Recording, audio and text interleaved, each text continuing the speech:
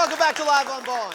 Now, my next guest is not only one of the stars of Channel 7's hit show, Winners and Losers, but he's also a NIDA graduate and a passionate environmentalist. So please welcome the lovely Zoe Tuckwell-Smith!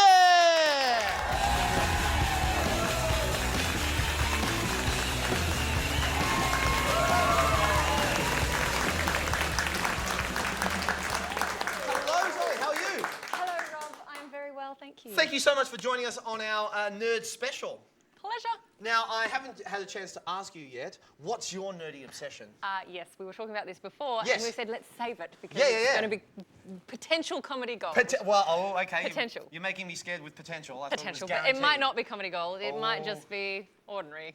Well, you can pull it off, I can't. But my nerd specialty would probably be, if I were to go to Comic-Con, yeah, I think I would paint myself head to toe blue and go as a Na'vi. Oh, awesome. From James Cameron's 3-hour reinterpretation of Fern Gully. Yeah. Awesome.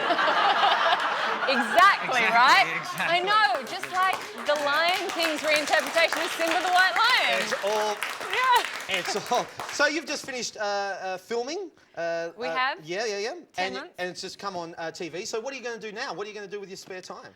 I am going to have a break. I am going to potentially pop this thing out at some point. Pop this thing out? This thing. And yeah, just have a holiday and enjoy having a break. Yeah. Awesome. And where are you going for your holiday? I'm actually going to Indonesia. My father lives there. Yes. And my partner and I are going over to Indonesia to have a little bit of sunshine and ocean. Now, that's very interesting. You spend a lot of time in Indonesia. You can speak fluent Indonesian. I can indeed. I grew up there. Awesome. So could you give us a bit You want me to say something in Indonesian? Come on. It's a nerd special. I want you to say, can you say for me, Doctor Who is awesome in Indonesian? Doctor Who asik sekali. Oh, and it sounded like sexy. That's awesome. Okay. Speaking of Doctor Who... Speaking of Doctor Who, yes. I have a little gift for you. You have a gift for me? Get out. No, you don't.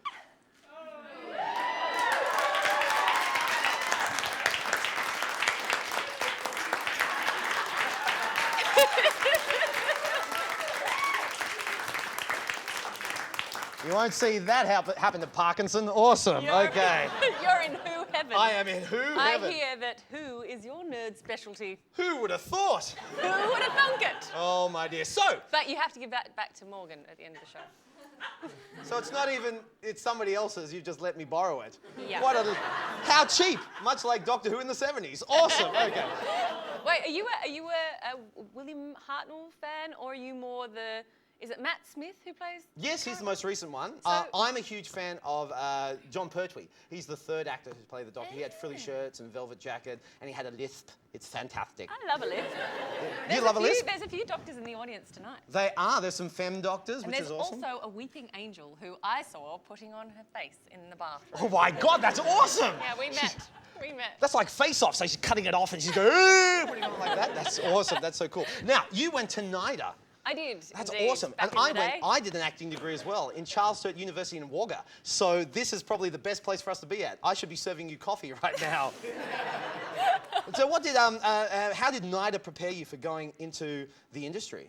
Look, I don't think it's necessary for people to go to a drama school if they want to pursue acting, but I suppose it prepared me in that it gives you a certain level of competency. People are aware that you're going to have a certain level of competency when they hire you. And a competency in saying competency. And maybe not incompetency in saying competency. And also it makes it easier to get an agent because they do a sort of thing in the third year where they do a showcase and the agents come along and then they see you and ply them with alcohol. That's your superhuman power, passing alcohol to agents. Zoe Tuckwell-Smith. She's fantastic. Let's get her on board. I don't know why I'm a pirate. So, you're a big advocate of sustainable fashion. So what's that? What is I'm a big advocate of sustainability generally, and if that pertains to fashion, then so be it. So, well, explain that. Sustainability... Well, I know the case you're thinking of. It would be the time that I did the red carpet project with the girl from RMIT. You're reading my mind, Zoe. It's What else am I thinking right now? Save that for later. Okay, right. Okay, so yeah. You worked with someone here at RMIT. Yes, I did. Cool. Georgia McCorkle was her name, and she did a project called the Red Carpet Project, and it was basically a project designed to bring awareness to sustainability on the red carpet. And she wanted a celebrity or pseudo-celebrity such as myself. Oh, I think you're more than pseudo. You are so celebratorious. You're cerebralicious. It's very kind of you to say so. And so we collaborated together on a dress for the Logies, which I suppose otherwise can be just what it is, a sort of night of looking glamorous and good, but I wanted to do something a little more than that. I wanted to bring a message to the carpet in whatever small way I could. So I wore a dress that was entirely made of offcuts and scraps and patched together and hand dyed with eucalyptus oils and things. And yeah, she was amazing. She made the whole thing from scratch. I smelt like a gum tree.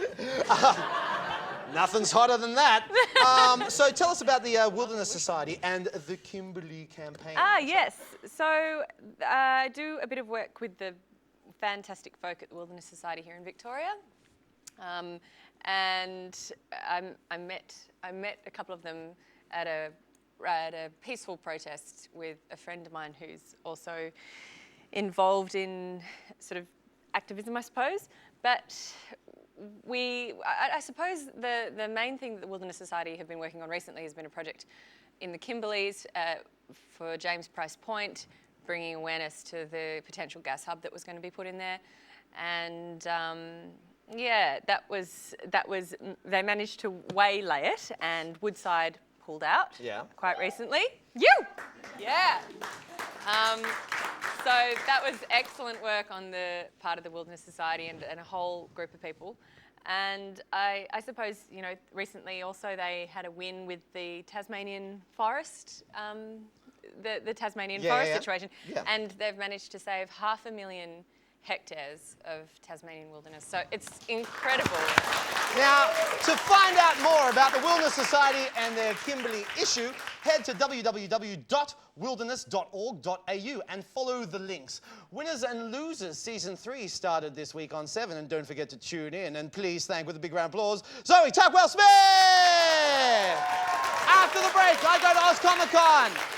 You're watching Live on Bowen! After the break, Rob catches up with the stars of this year's Oz Comic Con Festival. Stay tuned, you're watching Live on Bowen.